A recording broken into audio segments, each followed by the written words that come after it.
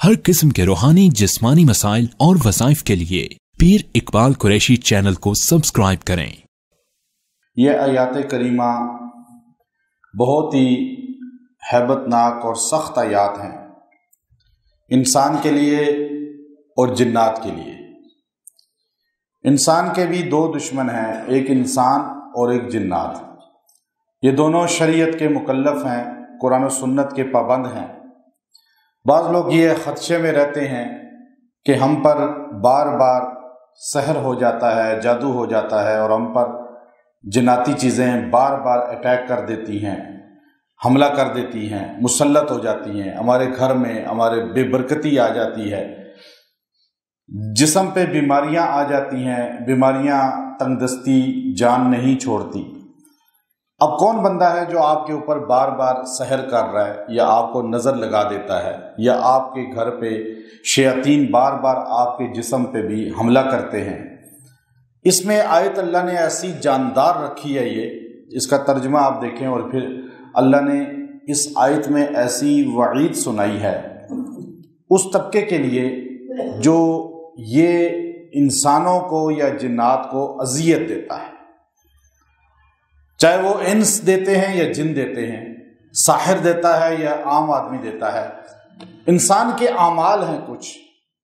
अब वो इंसान के आमाल को अल्लाह ताला कह रहे हैं कि कोई आदमी भी आपके ऊपर जादू करता है या आपको तकलीफ देता है, आपको अजियत देता है, आपको गालियां देता है, आपकी ज़मीन पे कब्जा कर लेता है, आपको नुकसान देने की कोशिश करता है, तो उसकी बदअमली क्या है? उसके सर पे मुसल्लत है, वो गिरफ्त में आएगा। बड़े बड़े जाबिर, जालिम, बदकार लोग, साहिर लोग, बड़े बड़े जुल्म ढाने वाले, ये आलम था कि बनु उमैया और बनु अब्बास की आपस में ऐसी चपकलश थी कि तारीख उठाकर देखें, जब बनु उमैया उनका इक़्तिदार ज़वाल पजीर हुआ तो बनु उमैया के तमाम शहजादों की और औरतों, मर्दों, बच्चों की गर्दनें काटकर अबुल अब्बास सफ़ाह, जो बनु अब्बास का पहला बादशाह था, उसे अबुल अब्बास कहा जाता है, यानी अब्बासियों का बाप है, और सफ़ाह उसकी लक़ब लग गया जालिम।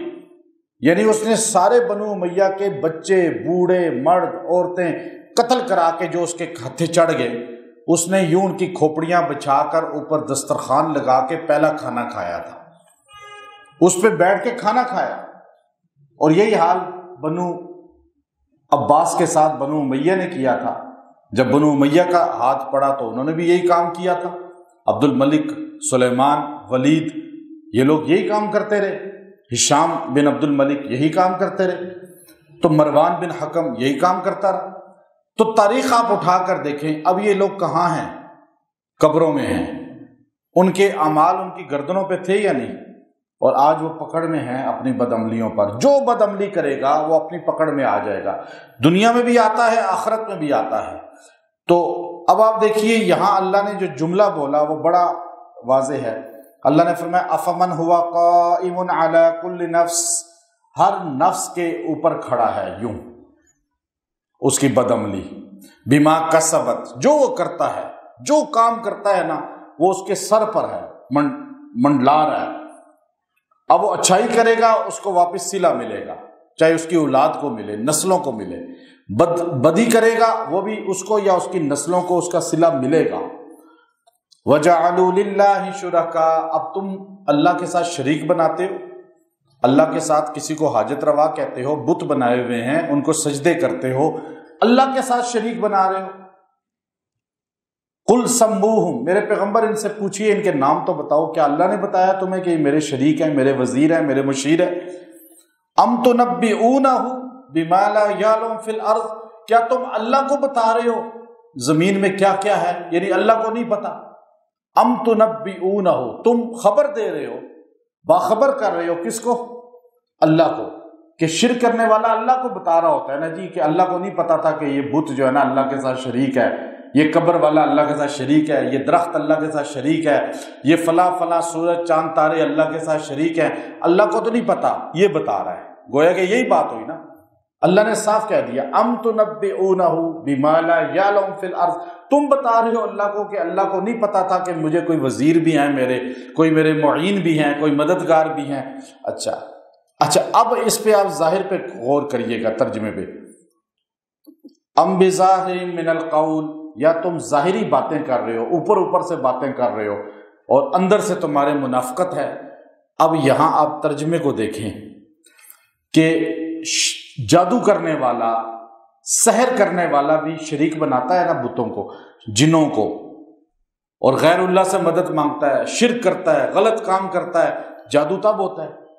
پھر وہ اللہ کے ساتھ شریک بناتا ہے، پھر وہ آگے اللہ نے فرمایا ام بظاہر من القول، وہ ظاہری آپ کی محبت اور اندر سے آپ کا بغض، یعنی ظاہر باطن چینج ہوتا ہے۔ بل زین للذین کفروا مکرہم، اللہ نے ان کافروں کے لیے، جو کافر لوگ بتوں کے ساتھ شریک بناتے ہیں، یہ ساحر بھی اللہ کے ساتھ شریک بنا کے جنوں کو ان سے مدد مانگتے ہیں اور کلمات کفریہ لکھتے ہیں، تو اللہ نے گویا کہ کہا کہ ان کے لیے اللہ نے ان کے عملوں کو مزین کر دیا اور خوبصورت کر کے ان کے سامنے ان کو دکھا رہا ہے شیطان، کہ شیطان ان کو کہتا ہے تم بہت اچھا کام کر رہے ہو، اسی لیے تو وہ غلط کام میں پڑے ہوئے ہیں۔ ساری دنیا میں آپ دیکھیے مسلمان تھوڑے ہیں، کافر زیادہ ہیں، مسلمانوں میں عمل والے تھوڑے ہیں، بد عمل زیادہ ہیں، تو ان کو شیطان اچھے کر کے بتا رہا ہے تو بد عملی کر رہے ہیں نا۔ تو یہ ہے بل زینا، مزین کر کے شیطان دکھاتا ہے، خوبصورت کر کے، گناہ کو لذت والا، گناہ کو ترغیب والا، رغبت والا کر کے دکھاتا ہے۔ مکروہم، جو ان کے مکر ہیں، جو یہ تدبیریں کرتے ہیں، وصدوا عن السبیل، لیکن یاد رکھیے گا جو غلط کام میں پڑ جاتا ہے اللہ اسے وصدوا عن السبیل، صحیح رستے سے روک لیتا ہے، وہ اس کا دماغ پھر صحیح طرف چلتا ہی نہیں ہے، وہ ہمیشہ غلط ہی سوچتا ہے، غلط کام ہی کرتا ہے۔ وَمَن يُضْلِلِ اللَّهُ، اور جس کو اللہ گمراہ کر دے، فَمَا لَهُ مِنْ هَادٍ، کوئی دنیا کا فرد اس کو ہدایت نہیں دے سکتا۔ اب اللہ نے گمراہ کیا ابو جہل کو، کوئی ہدایت دے سکا؟ حضور نے ہاتھ بھی اٹھائے، کعبے کی دیوار کے پاس، حجر اسود کے پاس، دروازے کے پاس کھڑے ہو کے حضور نے کہا اللہ ابو جہل دے دے یا عمر دے دے۔ ابو جہل نہیں ملا، حالانکہ ابو جہل دماغ والا تھا، عقل والا تھا، لیکن ہدایت چاہتا نہیں تھا، تو گمراہی چاہتا تھا، تو اللہ نے اس کو ہدایت نہیں دی۔ تو اب یہ ساری دیکھیں، یہ ساری خامیاں ساحر میں پائی جاتی ہیں، جو لوگوں کو اذیت دیتا ہے، جو اللہ کے ساتھ وہی لوگوں کو اذیت دیتا ہے جو اللہ کی ذات پہ یقین نہیں رکھتا۔ جو اللہ سے ڈرتا ہے، اللہ پہ یقین رکھتا ہے، تو وہ مخلوق سے کبھی ایسے کام نہیں کرے گا کہ ان کو تکلیف ہو، اذیت ہو۔ تو اب اللہ نے فرمایا ان کے ساتھ ہوگا کیا؟ جو سخت آیت ہے، جو جادوگر کو، ساحر کو، جادو کرنے والے کو، جنات کو، انسان ظالم کو تڑپا دیتی ہے، اور جو ہے اللہ رب العزت جو ہے ان کو ان کے ہی تدبیروں میں الجھا کر ان کو گرفت میں لے آتا ہے۔ وہ آیت ہے، یہ آیت نمبر 30 جو ہے 4 ہے، 34 سورہ رعد۔ لہم عذاب فی الحیات الدنیا ولعذاب الآخرۃ اشق وما لہم من اللہ من واق۔ یہ وہ آیت ہے جو سب سے زیادہ سخت ہے کافروں پہ، ظالموں پہ، ساحروں پہ، کاہنوں پہ، مجنون جو جنون کرنے والے ہیں ان پر، اور جن و انس پر۔ فرمایا لہم عذاب، ان کے لیے عذاب ہے۔ عذاب کا لفظ بڑا سخت ہے، اس سے ہل جاتے تھے۔ اب یہودیوں کو آپ دیکھیں کہ یہودی آج بھی جو ہے اپنی قبروں پہ چھوٹے چھوٹے پتھر رکھتے ہیں۔ آپ ان کی قبروں کو اگر تمیز کرنا چاہیں تو آپ دیکھیں گے کہ وہ اتنے اتنے پتھر چھوٹے چھوٹے، جو یہودی قبر پہ جاتا ہے ہاتھ میں پتھر لے کے جاتا ہے، وہاں رکھ دیتا ہے۔ یہ صدیوں سے ان کا چلا آ رہا ہے۔ وہ کہتے ہیں یہ قبر جو ہے، قبر کے عذاب کو روکتے ہیں یہ پتھر، یہ تسبیح کرتے ہیں۔ تو اب ان کا ایک اپنا نظریہ بنایا ہوا ہے، اور بھی بہت سی اس میں ہے ان کی کہنے رکھنے کی سبب اور اسباب، وہ الگ بحث ہے۔ لیکن عذاب قبر کو سارے مانتے ہیں۔ عذاب اتنا سخت چیز ہے، کوئی بھی عذاب ہو، اللہ نے کہا ان کے لیے عذاب ہے۔ اب عذاب قبر کا نہیں ہے، دنیا میں پہلے عذاب ہے، پھر قبر میں بھی عذاب ہے، پھر حشر میں بھی عذاب ہے، پھر دوزخ میں بھی عذاب ہے۔ تو پہلے اللہ نے بولا لہم عذاب فی الحیات الدنیا، ان کے لیے دنیا کی زندگی میں عذاب ہے، ولا عذاب الآخرۃ اشق، لیکن آخرت کا عذاب تو سب سے اشق ہے۔